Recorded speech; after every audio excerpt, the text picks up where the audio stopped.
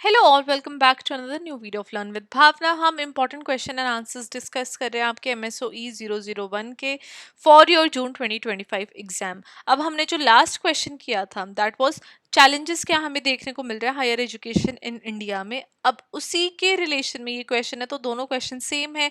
हमें अगर दोनों में से कोई भी वर्डिंग में क्वेश्चन आता है तो आंसर जो है आपका वो सेम रहेगा।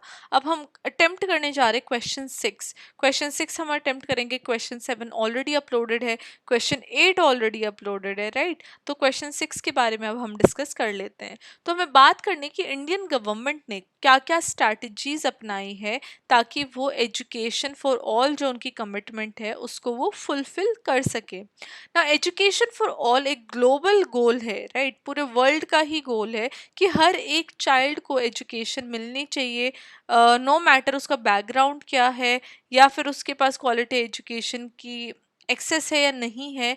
हर किसी को whatever the factor is, हर किसी को एजुकेशन मिलनी चाहिए। इंडिया के अंदर ये जो गोल है ये भी सेंट्रल है नेशनल डेवलपमेंट के लिए। सिंस इंडिपेंडेंस इंडियन गवर्नमेंट ने काफ़ी सारी पॉलिसीज प्रोग्राम्स लॉन्च किए हैं, रिफॉर्म्स लेके आए हैं ओवर द ईयर्स, ताकि वो एक्सेस, इक्विटी, क्वालिटी और इंक्लूसिवनेस जो है एजुकेशन की वो इम्प्रूव कर सके हर एक सिटीज़न के लिए, हर एक चिल्ड्रन के लिए, स्पेशली उन बच्चों के लिए जो कि मार्जिनलाइज कम्युनिटीज से बिलोंग करते हैं ना। यहीं पे जो हमारा फर्स्ट आ जाता है वो आ जाता है राइट टू एक्ट, RTE 2009। तो ये एक मेजर स्टेप था ये एक्ट जब आया था एजुकेशन फॉर ऑल के टूवर्ड, जहाँ पे हर एक बच्चे को राइट होगा फ्री और कंपलसरी एजुकेशन का, राइट। तो यहाँ पे RT एक्ट आया था इन इफेक्ट फ्रॉम 2010। इसने फ्री और कंपलसरी एजुकेशन कर दी थी, एक लीगल राइट बना दिया था एजुकेशन का for children with in the age group of 6 to 14। अब इसने मिनिमम नॉर्म्स जो है स्कूल्स के लिए वो सेट किए थे, जैसे कि इंफ्रास्ट्रक्चर क्या होगा स्कूल का, प्यूपिल टीचर रेशो क्या होगा। इसने कैपिटेशन फी पे प्रोहिबिशन लगा दिया था, कोई स्क्रीनिंग टेस्ट नहीं होगी, कोई फिजिकल पनिशमेंट नहीं बच्चों को दी जाएगी।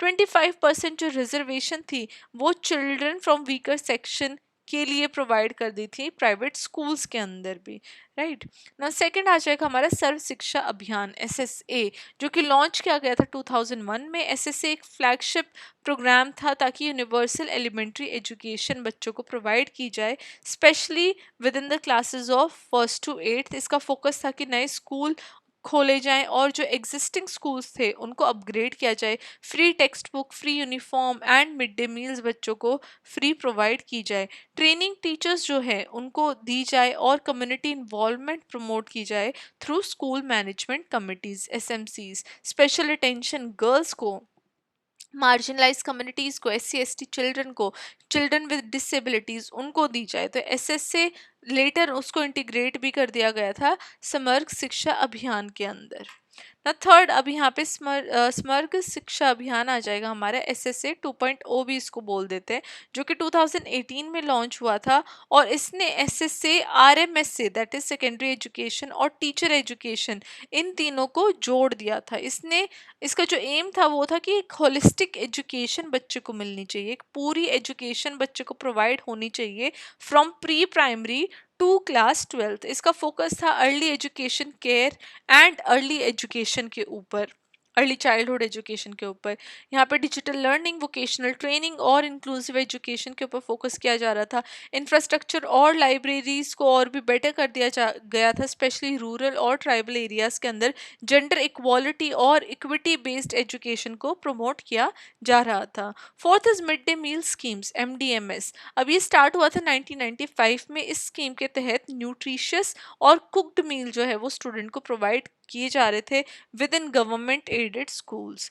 अब यहाँ पे क्या है, बच्चे अगर मिड डे मील स्कीम जो निकाली गई उससे क्या है, ये बच्चे भी स्कूल जाने लग गए, इवन दो वो सिर्फ खाने के लिए जा रहे थे, बट इससे क्या है बच्चों ने स्कूल में जाना स्टार्ट किया, पेरेंट्स ने उनको एनरोल कराया, अटेंडेंस काफ़ी बेटर हुई बच्चों की, बच्चे स्कूल में टिके रहे, उन्होंने मतलब कि बीच क्लास में उन्होंने अपना जो स्कूल है वो छोड़ा नहीं। स्पेशली पुअर चिल्ड्रन ने, यहाँ पे क्लासरूम में जब बच्चों का ध्यान नहीं लगता है भूख लगने की वजह से, तो वो वाला इशू भी with mid day meal solve हो गया, जहाँ पे चाइल्ड हेल्थ और लर्निंग कैपेसिटी को सपोर्ट किया गया थ्रू गुड फूड। अब यहाँ पे सोशल इंक्लूजन हमें देखने को मिली, जो बच्चे थे हर एक कास्ट से, हर एक कम्युनिटी से, वो साथ बैठ के खा रहे थे, तो इससे एक सोशल इंक्लूजन, जो सोसाइटी के जो बैरियर्स थे, जो कास्ट बैरियर्स थे, वो भी कहीं ना कहीं हमें इससे वीक होते हुए देखने को मिले। Fifth is national education policy NEP 2020। तो एनईपी 2020 एक कॉम्प्रिहेंसिव रिफॉर्म है जो कि एम करता है कि वो इंडियन एजुकेशन सिस्टम को 2040 तक बिल्कुल ट्रांसफॉर्म कर देगा, चेंज कर देगा। अब एनईपी फोकस कर रही है universal access to quality education, pre school से लेके सेकेंडरी लेवल तक।